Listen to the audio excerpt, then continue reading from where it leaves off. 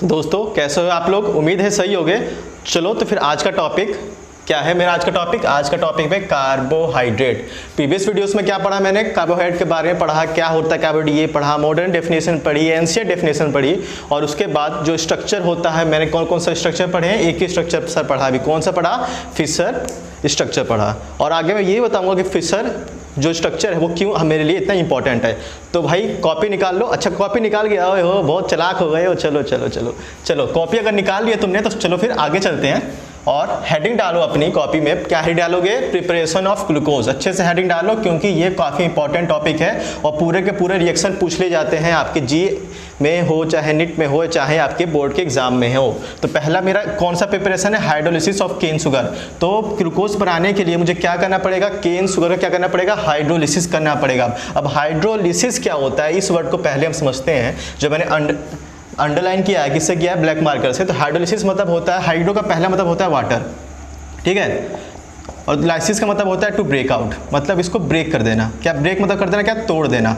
यानी वाटर के प्रेजेंस में किसी को भी कंपाउंड को अगर हम तोड़ रहे हैं तो उसे क्या करेंगे, हम हाइड्रोलिसिस करेंगे। अब हाइड्रोलिसिस किसका करेंगे हम लोग, तो केन शुगर करेंगे। किसका, केन शुगर का। और केन शुगर तो आपको पहले से पता है केन शुगर को और क्या क्या कहते हैं।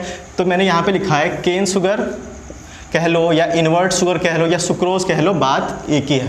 तो आपके निट में या जी मेंस में जो क्वेश्चंस आएंगे वो आपको ये नहीं पूछा कि केन शुगर को ब्रेक डाउन करने पे क्या बनता है। आपसे ये पूछ सकता है कि ये बताओ भाई कि इन्वर्ट शुगर को ब्रेक डाउन करने पे क्या बनता है या सुक्रोज को ब्रेक डाउन करने पे क्या बनता है। तो तीनों के तीनों नाम एक ही इंसान के बहुत सारे नाम हो सकते हैं अगर वो बहरूपिया हो तो यहाँ पे केन शुगर क्या है, एक बहरूपिया है, क्या है, इम्पोस्टर है, जिसको बहरूपिया इंग्लिश में क्या कहते हैं, इंग्लिश भी ठीक करो यार, इम्पोस्टर कहते हैं। तो यहाँ पे हम लोग केन शुगर भी कह सकते हैं, इन्वर्ट शुगर भी कह सकते हैं और सुक्रोज भी कह सकते हैं, ठीक है। तो सुक्रोज का क्या होता है, फॉर्मूला क्या होता है, C12H22O11। और उसको मुझे क्या करवाना है, वाटर के प्रेजेंस में क्या कराना है, एसिडिक वाटर रहना चाहिए। मतलब कि हम क्या यूज़ करेंगे, एसिड यूज़ करेंगे। किसके लिए यूज़ करेंगे कि एसिड हमारा यहाँ पे हुआ कैटलिस्ट, और कैटलिस्ट क्या करता है, एक्टिवेशन एनर्जी को कम कर देता है और रेट ऑफ रिएक्शन क्या कर देता है, बढ़ा देता है। और रेट ऑफ रिएक्शन के बारे में अगर तुम ज़्यादा मुझसे क्वेश्चन करोगे तो मैं ये आपको 4th चैप्टर जो आपकी 12th का है उसमें मैं आपसे अच्छे से पढ़ाने वाला हूँ। बस आपको ये आप ध्यान में रखना है कि एसिड कौन सा काम करता है, रेट ऑफ रिएक्शन को इंक्रीज करता है और एक्टिवेशन एनर्जी को घटा देता है। तो चलो भाई आगे चलते हैं। तो अगर मैं क्या करूँ, अगर केन शुगर को, किसको, केन शुगर को वाटर के साथ रिएक्शन कराऊँ in the presence of acidic catalysts, तो मेरा क्या फॉर्म होगा, एक फॉर्म होगा मेरा ग्लूकोज मॉलिक्यूल और एक क्या फॉर्म होगा मेरा फ्रक्टोज। क्या होगा, एक ग्लूकोज होगा और एक क्या फॉर्म होगा, फ्रक्टोज। और ग्लूकोज और फ्रक्टोज में क्या डिफरेंस होते हैं मैंने प्रीवियस वीडियो में ही आपको बता रखा है। क्या बताया था कि जो ग्लूकोज होता है उसमें क्या होता है, एल्डिहाइड ग्रुप होता है, और फ्रक्टोज होता है उसमें कौन सा ग्रुप होता है भाई, कीटोन ग्रुप होता है। कौन सा ग्रुप होता है, कीटोन ग्रुप। और दोनों क्या होते हैं, सेम होते हैं। दोनों में 6 कार्बन ही होते हैं, दोनों में पॉलीहाइड्रोक्सी ग्रुप्स होते हैं, दोनों क्या होते हैं, ऑप्टिकली एक्टिव होते हैं। चलो ये तो मेरा पहला जो मेथड था प्रिपरेशन का, वो तो मेरा क्या है, नॉर्मल मेथड है जो कि आप अपने लैब में कर सकते हो। लेकिन मुझे लार्ज अमाउंट में किसकी जरूरत पड़ती है, शुगर की जरूरत पड़ती है, क्योंकि मुझे क्या करता है, ऐसा कॉमर्शियलाइजेशन करना है, मतलब बाजार में भी बेचना है। तो मैं क्या करूंगा, कॉमर्शियल मेथड के बारे में बात करेंगे। किसके बारे में, कॉमर्शियल मेथड के बारे में। तो कॉमर्शियल मेथड में क्या करते हैं आप, स्टार्च या सेलुलोज। प्रीवियस वीडियो में मैंने आपको गले फाड़ के ये बताया था कि जो स्टार्च होता है और सेलुलोज होता है वो ग्लूकोज का क्या होता है, पॉलीमर होता है। क्या होता है, ग्लूकोज का ही पॉलीमर होता है। यानी कि अगर मैं यहाँ पे स्टार्च को, स्टार्च का फॉर्मूला क्या होता है, होल C6H10O5, और यहाँ पे N के इसको रिप्रेजेंट करता है नंबर ऑफ मोनोमर्स, ठीक है। तो ये क्या होता है, बेसिकली एक बहुत बड़ा पॉलीमर होता है जिसमें नंबर ऑफ ग्रुप्स क्या होते हैं, आपस में अटैच्ड होते हैं with the help of a oxide bond. कौन सा बॉन्ड होता है, ऑक्साइड बॉन्ड। इसके बारे में मैं बहुत अच्छे से बताऊंगा और आपको अच्छे से पढ़ाऊंगा भी, ठीक है। तो इसका फॉर्मूला क्या होता है, C6H10O5। और मैं क्या करूंगा, इसको फिर से एसिडिक वाटर में क्या करूंगा, इसको रिएक्शन कराऊंगा। तो मेरा N मॉलिक्यूल ऑफ क्या बन जाएगा, बस ग्लूकोज बनेगा। यहाँ पे क्या बनेगा, बस ग्लूकोज बनेगा। लेकिन अगर मैं केन शुगर का हाइड्रोलिसिस करा रहा था तो अब क्या बन रहा था, ग्लूकोज ही बन रहा था और क्या बन रहा था, फ्रक्टोज ही बन रहा था। लेकिन यहाँ पे मेरा बस क्या बनेगा, ग्लूकोज बनेगा। वो भी कितने मॉलिक्यूल, जितने मॉलिक्यूल से मेरा क्या बना होगा, स्टार्च बना होगा या सेलुलोज बना होगा, ठीक है। अब देखो कोई भी रिएक्शन करने के लिए उसके लिए क्या चाहिए, एक आपको इन्वायरमेंट चाहिए। एक पार्टिकुलर इन्वायरमेंट के अंदर कोई भी जो रिएक्शन होती है ऑर्गेनिक केमिस्ट्री की, वो टेक्स प्लेस होती है। तो ये जो मेरा कॉमर्शियल मेथड है उसकी जो रिएक्शन है उसको करने के लिए हमें क्या क्या चाहिए, पहली चीज़ तो चाहिए डाइल्यूट HCl चाहिए, और डाइल्यूट HCl के साथ और क्या क्या चाहिए कि जो मुझे क्या दे, H+ आयन दे, प्रोटॉन्स दे। प्रोटॉन बेसिकली क्या होते हैं, एसिड्स होते हैं। अगर आपने लोहरी और ब्रोंस्टेड का कंसेप्ट पढ़ा होगा तो इसके लिए मुझे कहाँ से मिलेंगे, एफिड की जरूरत होगी। तो एफिड मेरा डाइल्यूट HCl और डाइल्यूट H2SO4 मुझे बहुत ज़्यादा मात्रा में क्या देंगे, आपके H+ आयन देंगे, जो कि यहाँ पे क्या होगे, प्रोसेस को इनिशिएट करेंगे, क्योंकि वो एक एज अ फ्री रेडिकल यहाँ पे क्या करते हैं, वर्क करते हैं। सारी चीज़ें बोल रहा हूँ, सबको नोट डाउन करते जाओ, जिस पे भी मैं मार्क कर रहा हूँ सारी नोट डाउन करते जाओ, क्योंकि यहाँ डायरेक्ट क्वेश्चन पूछते हैं आपके नीट में और आपके मेंस में, ठीक है। दूसरी चीज़ क्या है, टेम्परेचर चाहिए। टेम्परेचर क्यों चाहिए कि कोई भी मॉलिक्यूल्स जब तक आपस में टकराएंगे नहीं, उनके बीच का जो बॉन्ड ब्रेक नहीं होगा। तो उनकी थर्मल एनर्जी बढ़ाने के लिए हम उनको क्या कहते हैं, टेम्परेचर देते हैं। तो यहाँ पे टेम्परेचर कितना होगा, 393 केल्विन। ये क्वेश्चन प्रीवियस ईयर नीट में आपको पूछ चुका है कि भाई ये बताओ कि कॉमर्शियल मेथड में जो टेम्परेचर होता है हमारे स्टार्च सेलुलोज को तोड़ने के लिए वो कितना होता है। तो आप लोग आराम से याद रखिएगा, 393 केल्विन ही होता है। आप अगर NCERT एट फिंगर टिप्स लगाते होंगे केमिस्ट्री की, तो वहाँ भी आपको ये क्वेश्चन मिल जाएगा। उसके बाद एक पार्टिकुलर क्या होता है, आपका प्रेशर होता है। उस प्रेशर से ज़्यादा नहीं कम, वो पार्टिकुलर प्रेशर पे ही सारी चीज़ें क्या करती है, वर्क करती हैं। तो यहाँ पे पार्टिकुलर प्रेशर क्या है, 2 या 3 atm, ठीक है। इससे भी क्वेश्चन काफ़ी बार आ जाते हैं। तो बस प्रिपरेशन में आपको 2 ही प्रिपरेशन पढ़नी थी, आप NCERT में भी 2 ही प्रिपरेशन दी है। अब इसके बाद हम क्या पढ़ने वाले हैं, एविडेंसेस ऑफ ग्लूकोज, ठीक है। चलिए पढ़ते हैं। तो चलिए बात करते हैं, किसकी बात करते हैं, एविडेंस ऑफ ग्लूकोज स्ट्रक्चर। अगर आपको किसी ने खून कर दिया, या तुम ये मान लो कि मैंने तुम्हारा अगर खून कर दिया, तो तुम्हारे पास अगर एविडेंस नहीं है तो तुम मुझे क्या कर सकते हो, पकड़ नहीं सकते हो। क्योंकि एविडेंस रहेगा तभी तुम मेरे बारे में पूरी इन्फॉर्मेशन ले सकते हो, या मेरे बारे में जान सकते हो कि मैं कौन हूँ, कहाँ रहता हूँ, या मेरी शक्ल सूरत कैसी है, या रंग वंग कैसा है। तो जब ग्लूकोज का जब डिस्कवरी हुई थी C6H12O6 की, तो इसके लिए बहुत सी थ्योरीज आई थी कि ग्लूकोज ऐसा होता है, साइक्लिक स्ट्रक्चर होता है, आपका लीनियर स्ट्रक्चर होता है। लेकिन माने क्यों, मैं क्यों मानूं कि इसका लीनियर स्ट्रक्चर होता है या इसका साइक्लिक स्ट्रक्चर होता है। मुझे मानने के लिए क्या करने पड़ेंगे, इस पर टेस्ट करने पड़ेंगे, और टेस्ट के बाद ही मैं बता पाऊंगा कि इसका जो रियल स्ट्रक्चर है वो कैसा होता है। तो मैं आज आपको वही सारे टेस्ट पढ़ाने वाला हूँ कि जो ये डिपिक्ट करते हैं, ये बताते हैं कि ग्लूकोज का बेसिकली एज जो स्ट्रक्चर मैंने पहले बताया था वही स्ट्रक्चर होता है, उससे कोई डिफरेंट नहीं होता है। और आगे चल के इसके लिमिटेशन के बारे में बात करेंगे। तो पहले ये चलते हैं कि ग्लूकोज का स्ट्रक्चर बेसिकली जो मैंने बताया था वो ऐसा ही क्यों होता है। तो अगर मैं ग्लूकोज का एक ऐसा स्ट्रक्चर बनाऊँ, ऐसा स्ट्रक्चर आपको रट लेना है, समझ लेना है, क्योंकि यही चीज़ें आपको कभी कभी ये चीज़ें प्रोडक्ट पूछ देता है और आपको ये रिएक्टेंट दे देता है, आपसे पूछता है कि सर इसका प्रोडक्ट क्या होगा। ये बोर्ड में क्वेश्चंस बहुत आते हैं, मेरे टाइम भी ये क्वेश्चन आया था और मैंने ये सही किया था, और इसी के चलते मेरे केमिस्ट्री में 100 में से 95 आए थे। तो चलते हैं, अब आगे चलते हैं। तो पहली चीज़ ये थी कि अगर मैं ग्लूकोज को HI के साथ रिएक्ट कराऊं, प्रोलॉन्ग्ड हीट होनी चाहिए, मतलब कि कुछ देर तक। और डेल्टा किसको रिप्रेजेंट करता है, यहाँ पे हीट को रिप्रेजेंट करता है। किसको रिप्रेजेंट करता है, हीट को, ठीक है। तो HI के साथ अगर प्रोलॉन्ग्ड हीट कराऊं तो मेरा क्या बनेगा, N हेक्सेन बनेगा। N किसको रिप्रेजेंट करता है, मैंने बताया था। चलो ये बताओ N किसको रिप्रेजेंट करता है। यार ऑर्गेनिक केमिस्ट्री में कितनी बार बताया था, N रिप्रेजेंट करता है यहाँ पे नॉर्मल, यानी कि उन लोगों क्या जो स्ट्रक्चर होगा वो क्या होगा, एकदम नॉर्मल होगा, एज अ स्ट्रेट लाइन में ही सारे अरेंज होंगे। अब मुझे ये बताओ कि सर HI के साथ ही रिएक्ट क्यों कराया, किसी के साथ रिएक्ट क्यों नहीं कराया। तो भाई HI के साथ रिएक्ट ये कराया कि ये बहुत ही क्या होते हैं, फास्टिंग रिड्यूसिंग एजेंट होते हैं। रिड्यूसिंग एजेंट क्या होता है, रिड्यूसिंग एजेंट वो होता है कि जो खुद ऑक्सीडाइज हो जाए और जो रिएक्टेंट है उसको रिड्यूस कर दे। अब रिड्यूस करने का मतलब क्या होता है, रिड्यूस करने का मतलब ये होता है भाई कि जहाँ जहाँ भी ऑक्सीजन है वो सबको हटा दे और वहाँ पे क्या जाके जोड़ दे, हाइड्रोजन जोड़ दे। तो ये जो HI है उसने यही किया, ये काफ़ी ज़्यादा हाईली रिड्यूसिंग एजेंट होने की वजह से इसने जहाँ जहाँ ऑक्सीजन अटैच है, या तो वो एल्डिहाइड यानी कार्बोनिल ग्रुप के हो, चाहे आपके प्राइमरी अल्कोहल है या चाहे सेकेंडरी अल्कोहल्स हो, सारे जगह क्या जाके हाइड्रोजन जोड़ दिया। और जब हाइड्रोजन जोड़ा तो हमें जो प्रोडक्ट मिला वो हमें क्या मिला, एक नॉर्मल हेक्सेन मिला, जिससे हमें ये पता चला कि जो ग्लूकोज स्ट्रक्चर है उसमें हमारे 6 कार्बन है और सारे कार्बन क्या है, ये ऐसा क्या है, स्ट्रेट लाइन में अरेंज्ड है। चलो हमको ये तो पता चल गया कि ग्लूकोज में क्या है, 6 कार्बन है और वो क्या है, लीनियरली अरेंज्ड हैं। लेकिन और उसमें कौन कौन से ग्रुप्स हैं, कौन कौन से फंक्शनल ग्रुप्स हैं, ये हमें पता नहीं थे।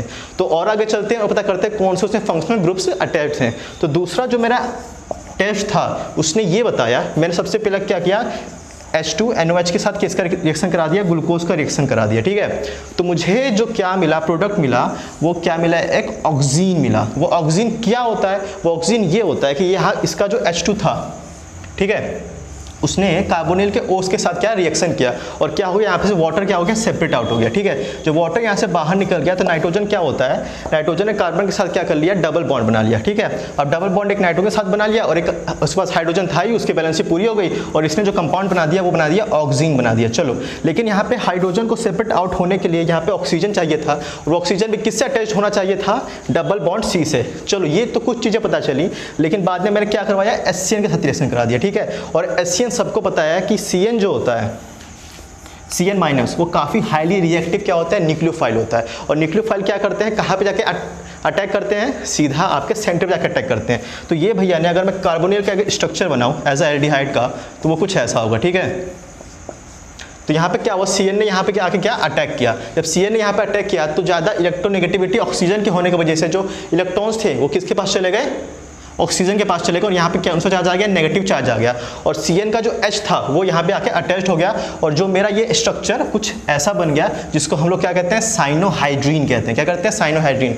और जो मेरा ये एक्सपेरिमेंट था उससे मुझे ये पता चल गया टेस्ट से कि जो जो ग्लूकोज होता है उसके पास क्या होते हैं, एक कार्बोनिल ग्रुप होता है। वो कार्बोनिल ग्रुप किस फॉर्म में होता है, तो आपके एल्डिहाइड के फॉर्म में होता है। तो अगला टेस्ट करते हैं और उसके ग्लूकोज के बारे में और भी इंफॉर्मेशन लेते हैं।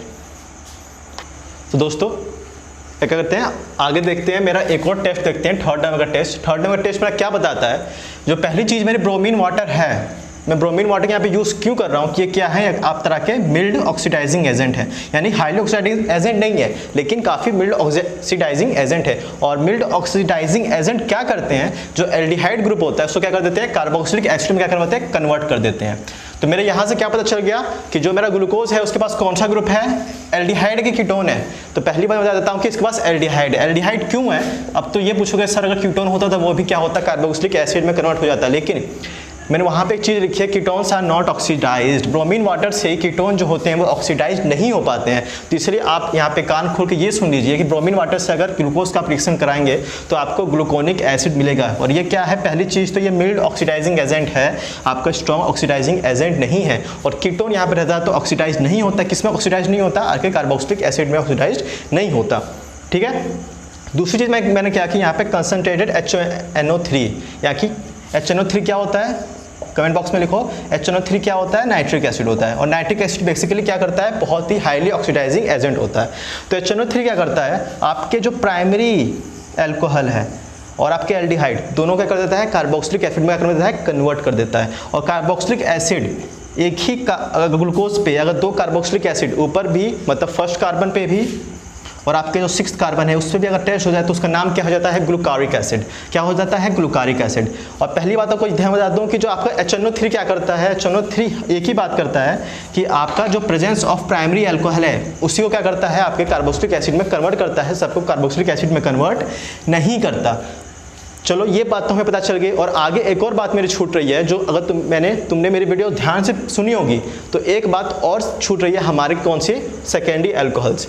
मेरे पास क्या है, 4 सेकेंडरी अल्कोहल्स है, उसका टेस्टिंग कैसे होगा, तो मेरा जो नेक्स्ट टेस्ट है वो सेकेंडरी अल्कोहल्स को ही बताता है, जिससे आपको सारी चीज़ें क्लियर हो जाएंगी कि कौन कौन से ग्रुप आपके ग्लूकोज के अंदर प्रेजेंस हैं और कैसे कैसे उनका रिएक्शन करके हमने वो चीज़ों को फाइंड आउट किया। तो लास्ट टेस्ट की तरफ बढ़ते हैं। तो दोस्तों आगे चलते हैं और मेरा जो लास्ट टेस्ट है वो लास्ट टेस्ट मेरा क्या बताता है, अगर मैं ग्लूकोज का यहाँ पे एक मॉलिक्यूल लूँ और इसको किससे रिएक्ट करा दूँ, AC2O से। और AC2O क्या होता है, मैंने यहाँ पे लिख रखा है, पढ़ लो।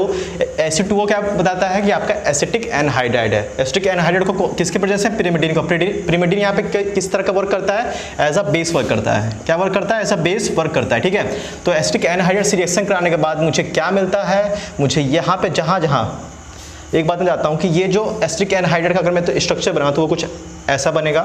और ये जो है आपका एसिटाइल ग्रुप वो क्या करता है, जहाँ जहाँ पे आपका हाइड्रोजन है उसको रिप्लेस कर देता है। किसको रिप्लेस करता है, बस हाइड्रोजन को रिप्लेस करता है। और हाइड्रोजन की जगह पे जाके खुद जो एसिटाइल ग्रुप है वो जाके अटैच हो जाता है। ठीक है, तो मुझे यहाँ से क्या पता चलता है कि जो मेरे पास जो ग्लूकोज है उसके पास कितने एल्कोहल्स हैं। आप ध्यान में करिए, जो पहला आपका कार्बन था उससे कौन सा ग्रुप अटैच था, एल्डिहाइड। सेकेंड पे भी OH ग्रुप था, थर्ड पे भी OH ग्रुप था, फोर्थ पे भी था, 5 पे भी था, और क्या था 6 पे भी था। तो मेरे पास टोटल कितने हैं 5 OH ग्रुप्स हैं। तो जहाँ जहाँ पे O के साथ H होगा वो सारे क्या हो जाएंगे, रिप्लेस हो जाएंगे। किससे रिप्लेस हो जाएंगे, एसिटाइल से। एसिटाइल से क्या हो जाएंगे, रिप्लेस हो जाएंगे। और जिससे मेरा ये यहाँ पे प्रूव हो जाएगा कि मेरा जो ग्लूकोज है उसके पास कितने हैं 5 OH ग्रुप हैं, यानी 5 अल्कोहल ग्रुप्स हैं। तो यहाँ पे सारी चीज़ें जितने भी ग्लूकोज के अंदर थी वो सारी क्लियर हो चुकी हैं। अब चलो हम बात किसके ऊपर करते हैं, कंक्लूजन के ऊपर बात करते हैं और ग्लूकोज की स्टीरियोकेमिस्ट्री के ऊपर बात करते हैं। चलो आगे देखते हैं। तो दोस्तों, तो जितने भी टेस्ट करने के बाद हम किस कंक्लूजन में पहुंचे, कंक्लूजन ये पहुंचे कि glucose is concluded to have 5 alcoholic groups. अब 5 अल्कोहलिक ग्रुप्स में से आपको मैं ये यहाँ पे क्लियर कर दूं कि कितने सेकेंडरी कार्बन्स हैं और एक कितने प्राइमरी कार्बन्स हैं। तो जो 6 नंबर पे कार्बन होता है वो क्या होता है, आपका प्राइमरी कार्बन होता है 1 डिग्री। और जितने भी आपके 4 जो अल्कोहलिक ग्रुप्स होते हैं वो कितने क्या होते हैं, सेकेंडरी कार्बन होते हैं, सेकेंडरी अल्कोहलिक ग्रुप होते हैं। ये मैं आपको क्लियर कर देता हूँ। अगर मैं 5 को यहाँ पे करूँ तो 4 क्या होते हैं आपके सेकेंडरी होते हैं और जो 1 होता है वो आपका एक प्राइमरी होता है। ठीक है, ये बात मैंने क्लियर कर दी। दूसरी बात थी कि groups and aldehydic group and all are different carbons as the structure stable. और यहाँ पे जो ये टेस्ट करने के बाद ये कहा गया था कि जो साइक्लिक स्ट्रक्चर है, सॉरी साइक्लिक नहीं, जो लीनियर स्ट्रक्चर है वो क्या होता है, स्टेबल होता है। लेकिन बाद में आपको ये पढ़ाऊंगा कि ये जो यही इसकी लिमिटेशंस थी कि ये आपका क्या होता है, ये स्टेबल नहीं होता। लेकिन यहाँ पे क्या कहा गया था कि स्टेबल था। तो मॉडर्न साइंस में अगर आपको पढ़ेंगे तो यहाँ पे मैं साइक्लिक स्ट्रक्चर पढ़ाऊंगा, जिसमें आपको हावर्थ प्रोजेक्शन पढ़ाऊंगा, जिसमें मैं आपको इसके लिमिटेशंस बताऊंगा जो फिशर ने यहाँ पे बताई थी। बट यहाँ पे कंक्लूजन क्या निकलता था कि यहाँ पे 5 क्या थे, अल्कोहलिक ग्रुप्स थे और एक एल्डिहाइडिक ग्रुप्स था। और ये कहा जाता था कि जो आपका लीनियर स्ट्रक्चर है वो क्या है, सेम है। तो जो पहले साइंटिस्ट थे, अगर फिशर की बात हम छोड़ दें तो साइंटिस्टों ने ऐसा एक स्ट्रक्चर दिया था जिसपे जितने भी अल्कोहलिक ग्रुप्स थे वो एक साइड में थे और हाइड्रोजन कितने थे, वो एक साइड में थे। और फर्स्ट जो कार्बन था उससे आपका कार्बोनिल जुड़ा था, यानी एल्डिहाइडिक ग्रुप जुड़ा था। मैं आपको एक चीज़ बता देता हूँ कि लेकिन ये जो स्ट्रक्चर था वो एकदम गलत था, क्योंकि वो इसकी ऑप्टिकली एक्टिविटी को नहीं बताता था। और हम लोग ये जानते हैं कि जितने भी कार्बोहाइड्रेट्स होते हैं वो क्या होते हैं, आपके ऑप्टिकली एक्टिव होते हैं। तो ये जो स्ट्रक्चर था वो फिशर ने क्या कर दिया, एकदम गलत बता दिया कि ये ऐसा हो ही नहीं सकता। तो अब फिशर के बारे में बात करते हैं कि फिशर ने ऐसा क्या नया बताया था। तो फिशर ने ये कहा था, मछली पकड़ने वाले नहीं थे ये बहुत बड़े साइंटिस्ट थे। तो फिशर ने ये कहा था कि जो आपका ग्लूकोज होता है, तो अगर हम सेकंड नंबर कार्बन की बात करें, सॉरी थर्ड नंबर कार्बन की बात करें, तो वहाँ पे जो आपका अल्कोहलिक ग्रुप होता है वो राइट साइड में नहीं होता, आपका लेफ्ट साइड में होता है। ये चीज़ उन्होंने पहले कही थी। और दूसरी चीज़ ये कही थी, जो ग्लूकोज का स्ट्रक्चर होता है उसमें क्या होते हैं, 4 कायरल कार्बन्स होते हैं। और कायरल कार्बन्स क्या होते हैं कि वो कार्बन होता है जहाँ पे उसके देखिए जो कार्बन की वैलेंसी होती है वो आपकी 4 होती है। ठीक है, तो इससे क्या होते हैं, 4 ग्रुप्स या 4 एटम्स क्या होते हैं, अटैच हो सकते हैं। और अगर यहाँ पे बस अगर हाइड्रोजन कहूँ तो आपका कायरल है, नहीं ये कायरल नहीं है। लेकिन अगर हाइड्रोजन की जगह 4 अलग अलग ग्रुप्स इससे अटैच होते हैं तो ये क्या होता है, कायरल होता है। और कायरल कार्बन्स क्या होते हैं, वही ऑप्टिकली एक्टिविटी क्या करते हैं, शो करते हैं। तो चलिए यहाँ पे क्या थे, आपके 4 कायरल कार्बन्स थे। तब यहाँ पे इसकी कन्फिग्रेशन कितनी होगी, तो मैं आपको फॉर्मूला बताता हूँ। फॉर्मूला होता है 2 टू द पावर n।